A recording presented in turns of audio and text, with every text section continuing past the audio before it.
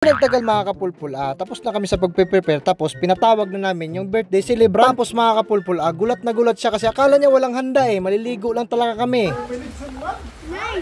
At sa puntong ito mga kapulpul, gulat na gulat si Erpat at naging emosyonal na ang lahat.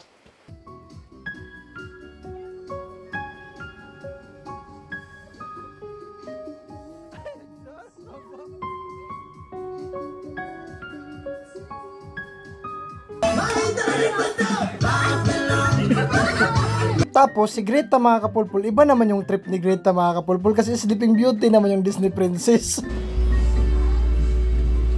For the content.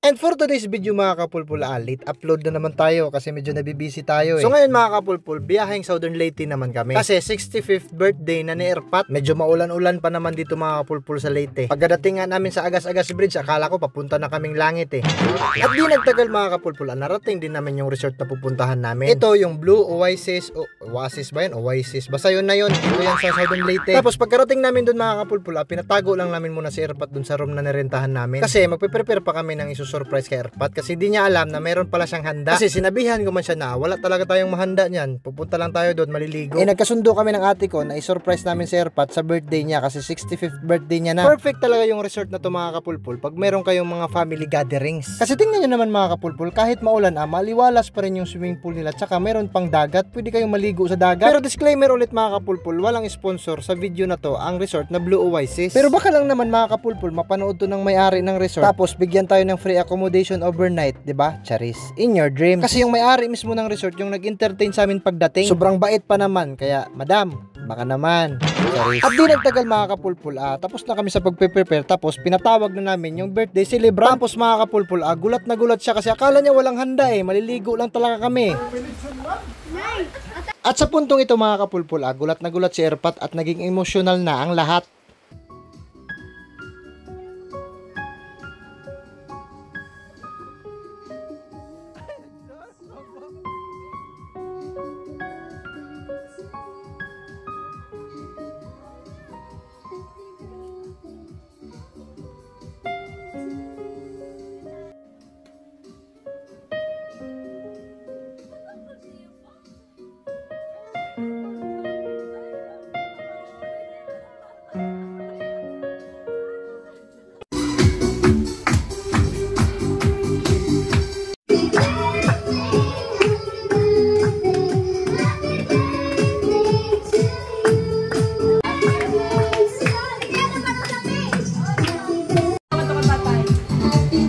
At pagkatapos namin kumain at mag-celebrate mga kapulpul, kanya-kanya na kami ng trip niyan. Tingnan mo ng ate ko. Naiinggit man yan sa akin kasi vlogger daw kung ako vlogger. O siya rin, tingnan mo, dala pa yan ng selfie stick. Tapos pagkalagay ng selfie stick, lakad-lakad kong konti.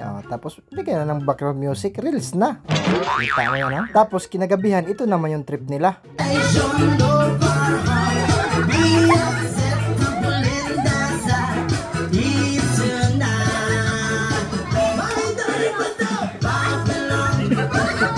Tapos si Greta mga kapulpul, iba naman yung trip ni Greta mga kapulpul kasi Sleeping Beauty naman yung Disney Princess. For the content. I imagine anything the two of us can do. For the years she's never let me down to turn my life around.